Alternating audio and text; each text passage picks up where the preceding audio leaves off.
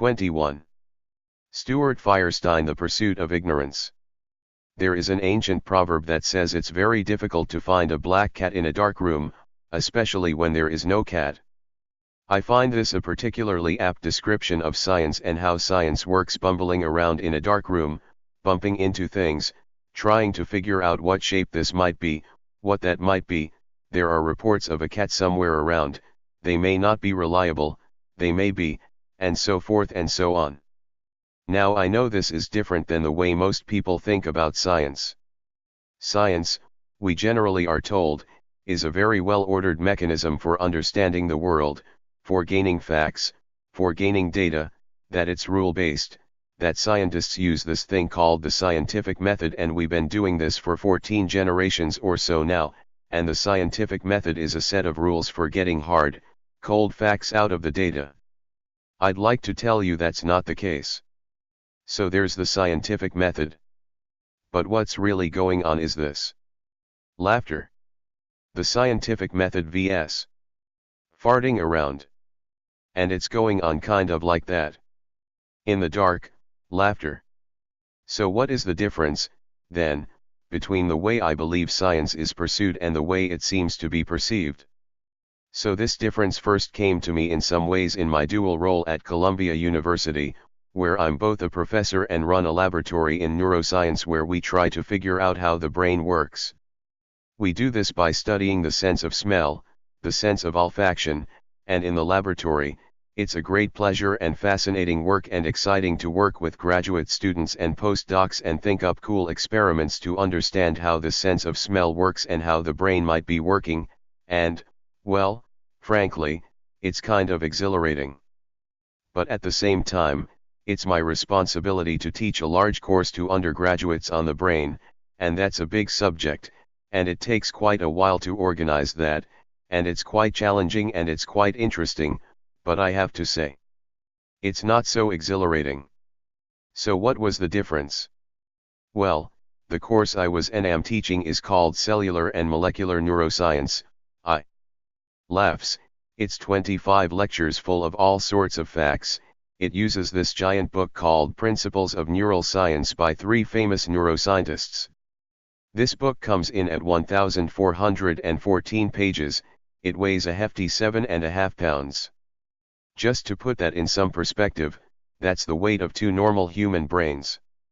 So I began to realize, by the end of this course, that the students maybe were getting the idea that we must know everything there is to know about the brain.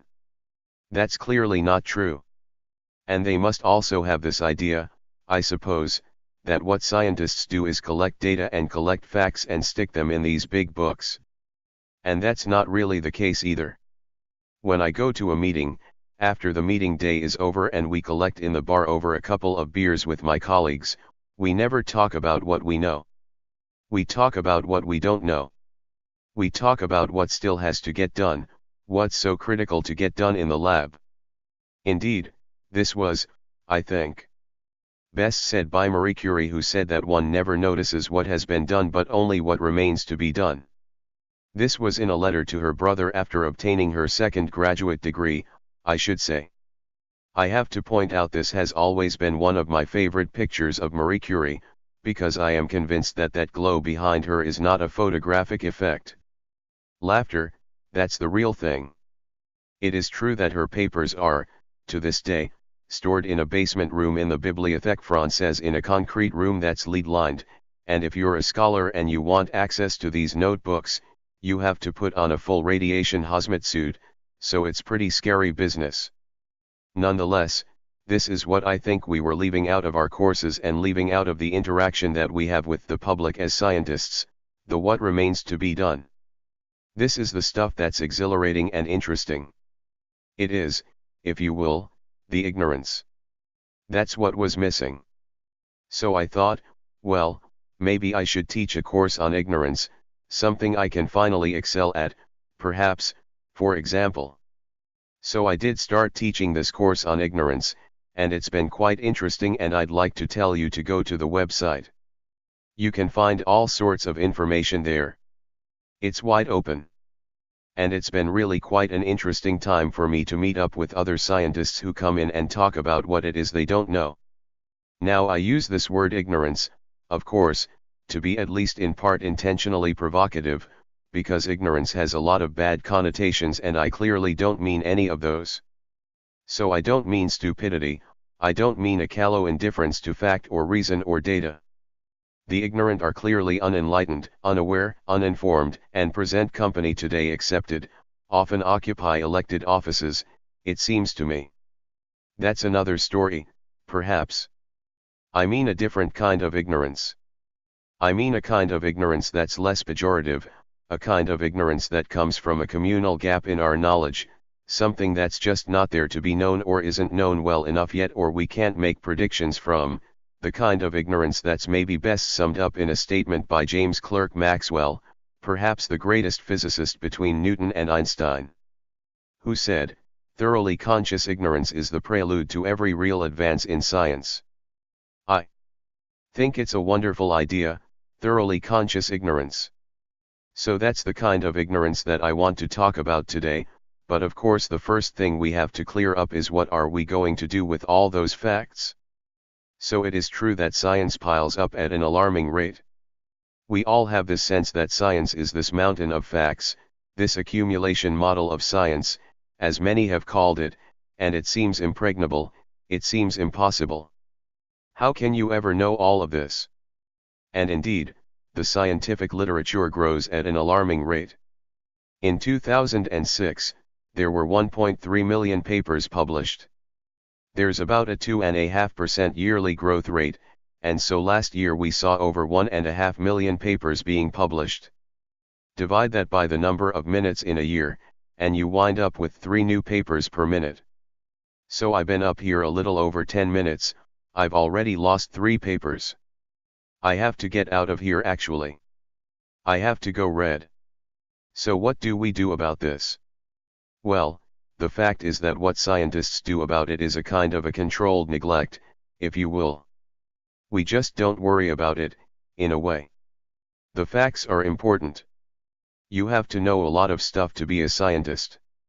That's true. But knowing a lot of stuff doesn't make you a scientist. You need to know a lot of stuff to be a lawyer or an accountant or an electrician or a carpenter. But in science, knowing a lot of stuff is not the point. Knowing a lot of stuff is there to help you get to more ignorance. So knowledge is a big subject, but I would say ignorance is a bigger one. So this leads us to maybe think about, a little bit about, some of the models of science that we tend to use, and I'd like to disabuse you of some of them. So one of them, a popular one, is that scientists are patiently putting the pieces of a puzzle together to reveal some grand scheme or another. This is clearly not true. For one, with puzzles, the manufacturer has guaranteed that there's a solution. We don't have any such guarantee. Indeed, there are many of us who aren't so sure about the manufacturer. So I think the puzzle model doesn't work. Another popular model is that science is busy unraveling things the way you unravel the peels of an onion. So peel by peel, you take away the layers of the onion to get at some fundamental kernel of truth. I don't think that's the way it works either. Another one, a kind of popular one, is the iceberg idea, that we only see the tip of the iceberg but underneath is where most of the iceberg is hidden. But all of these models are based on the idea of a large body of facts that we can somehow or another get completed. We can chip away at this iceberg and figure out what it is, or we could just wait for it to melt, I suppose, these days, but one way or another we could get to the whole iceberg. Right? Or make it manageable. But I don't think that's the case. I think what really happens in science is a model more like the magic well, where no matter how many buckets you take out, there's always another bucket of water to be had, or my particularly favorite one, with the effect and everything, the ripples on a pond. So if you think of knowledge being this ever-expanding ripple on a pond, the important thing to realize is that our ignorance, the circumference of this knowledge, also grows with knowledge. So the knowledge generates ignorance. This is really well said, I thought, by George Bernard Shaw. This is actually part of a toast that he delivered to celebrate Einstein at a dinner celebrating Einstein's work, in which he claims that science just creates more questions than it answers. Science is always wrong. It never solves a problem without creating 10 more. I find that kind of glorious, and I think he's precisely right, plus it's a kind of job security. As it turns out, he kind of cribbed that from the philosopher Immanuel Kant, who 100 years earlier had come up with this idea of question propagation, that every answer begets more questions. I love that term, question propagation, this idea of questions propagating out there. So I'd say the model we want to take is not that we start out kind of ignorant and we get some facts together and then we gain knowledge. It's rather kind of the other way around, really. What do we use this knowledge for? What are we using this collection of facts for? We're using it to make better ignorance, to come up with, if you will, higher quality ignorance. Because, you know, there's low quality ignorance and there's high quality ignorance. It's not all the same. Scientists argue about this all the time. Sometimes we call them bull sessions. Sometimes we call them grant proposals. But nonetheless, it's what the argument is about. It's the ignorance. It's the what we don't know. It's what makes a good question. So how do we think about these questions? I'm going to show you a graph that shows up quite a bit on happy hour posters in various science departments. This graph asks the relationship between what you know and how much you know about it. So what you know, you can know anywhere from nothing to everything, of course, and how much you know about it can be anywhere from a little to a lot. So let's put a point on the graph. There's an undergraduate. Doesn't know much, but they have a lot of interest. They're interested in almost everything. Now you look at a master's student, a little further along in their education, and you see they know a bit more, but it's been narrowed somewhat. And finally you get your PhD, where it turns out you know a tremendous amount about almost nothing. Laughter. What's really disturbing is the trend line that goes through that, because, of course, when it dips below the zero axis, there, it gets into a negative area. That's where you find people like me, I'm afraid. So the important thing here is that this can all be changed. This whole view can be changed by just changing the label on the x-axis. So instead of how much you know about it, we could say, what can you ask about it? So, yes, you do need to know a lot of stuff as a scientist, but the purpose of knowing a lot of stuff is not just to know a lot of stuff. That just makes you a geek, right? Knowing a lot of stuff, the purpose is to be able to ask lots of questions, to be able to frame thoughtful, interesting questions, because that's where the real work is. Let me give you a quick idea of a couple of these sorts of questions. I'm a neuroscientist, so how would we come up with a question in neuroscience? Because it's not always quite so straightforward. So, for example, we could say, well, what is it that the brain does? Well, one thing the brain does, it moves us around. We walk around on two legs. That seems kind of simple, somehow or another. I mean, virtually everybody over 10 months of age walks around on two legs, right? So that maybe is not that interesting. So instead maybe we want to choose something a little more complicated to look at. How about the visual system? There it is, the visual system. I mean, we love our visual systems. We do all kinds of cool stuff. Indeed, there are over 12,000 neuroscientists who work on the visual system, from the retina to the visual cortex, in an attempt to understand not just the visual system but to also understand how general principles of how the brain might work. But now here's the thing, our technology has actually been pretty good at replicating what the visual system does. We have TV, we have movies, we have animation, we have photography, we have pattern recognition, all of these sorts of things. They work differently than our visual systems in some cases, but nonetheless we've been pretty good at making a technology work like our visual system. Somehow or another, 100 years of robotics, you never saw a robot walk on two legs, because robots don't walk on two legs because it's not such an easy thing to do. 100 years of robotics, and we can't get a robot that can move more than a couple steps one way or the other. You ask them to go up an inclined plane, and they fall over. Turn around, and they fall over. It's a serious problem. So what is it that's the most difficult thing for a brain to do? What ought we to be studying? Perhaps it ought to be walking on two legs, or the motor system. I'll give you an example from my own lab, my own particularly smelly question, since we work on the sense of smell. But here's a diagram of 5 molecules and sort of a chemical notation. These are just plain old molecules, but if you sniff those molecules up these 2 little holes in the front of your face, you will have in your mind the distinct impression of a rose. If there's a real rose there, those molecules will be the ones, but even if there's no rose there, you'll have the memory of a molecule. How do we turn molecules into perceptions? What's the process by which that could happen? Here's another example, 2 very simple molecules, again in this kind of chemical notation. It might be easier to visualize them this way, so the gray circles are carbon atoms. The white ones are hydrogen atoms and the red ones are oxygen atoms. Now these 2 molecules differ by only 1 carbon atom and 2 little hydrogen atoms that ride along with it, and yet one of them, heptyl acetate, has the distinct odor of a pear, and hexyl acetate is unmistakably banana. So there are 2 really interesting questions here, it seems to me. One is, how can a simple little molecule like that create a perception in your brain that's so clear as a pear or a banana? And secondly, how the hell can we tell the difference between 2 molecules that differ by a single carbon atom? I mean, that's remarkable to me, clearly the best chemical detector on the face of the planet.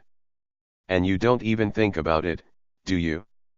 So this is a favorite quote of mine that takes us back to the ignorance and the idea of questions.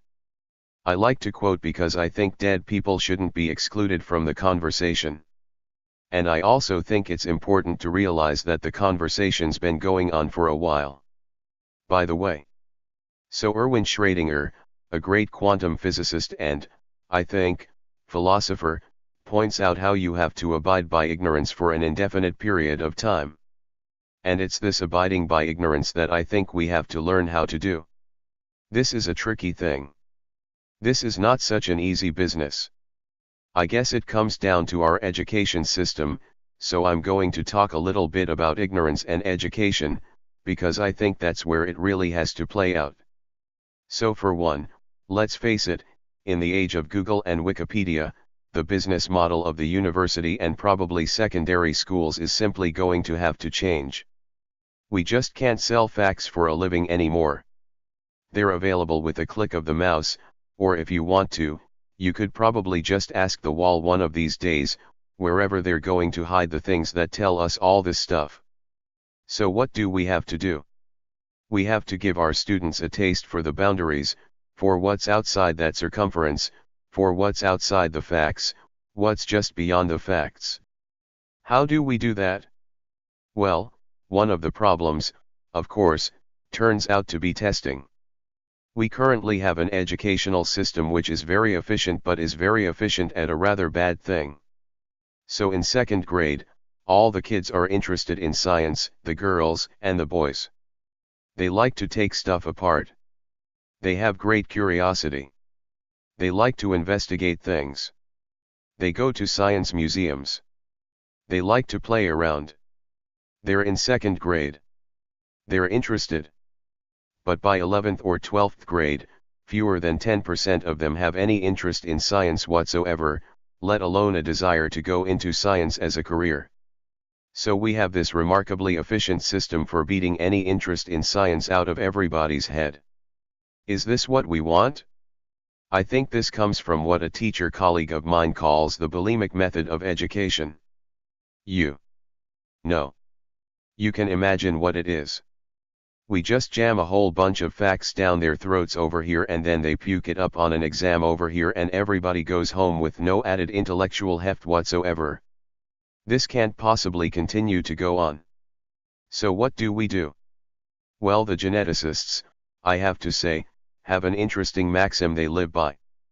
Geneticists always say, you always get what you screen for. And that's meant as a warning. So we always will get what we screen for, and part of what we screen for is in our testing methods. Well, we hear a lot about testing and evaluation, and we have to think carefully when we're testing whether we're evaluating or whether we're weeding people out, whether we're making some cut. Evaluation is one thing. You hear a lot about evaluation in the literature these days, in the educational literature, but evaluation really amounts to feedback, and it amounts to an opportunity for trial and error. It amounts to a chance to work over a longer period of time with this kind of feedback. That's different than weeding, and usually, I have to tell you, when people talk about evaluation, evaluating students, evaluating teachers, evaluating schools, evaluating programs, that they're really talking about weeding. And that's a bad thing, because then you will get what you select for, which is what we've gotten so far. So I'd say what we need is a test that says, what is X, and the answers are I don't know, because no one does, or what's the question? Even better. Or, you know what, I'll look it up, I'll ask someone, I'll phone someone. I'll find out. Because that's what we want people to do, and that's how you evaluate them. And maybe for the advanced placement classes, it could be, here's the answer. What's the next question? That's the one I like in particular. So let me end with a quote from William Butler Yeats, who said education is not about filling buckets, it is lighting fires. So I'd say, let's get out the matches. Thank you. Thank you. Applause.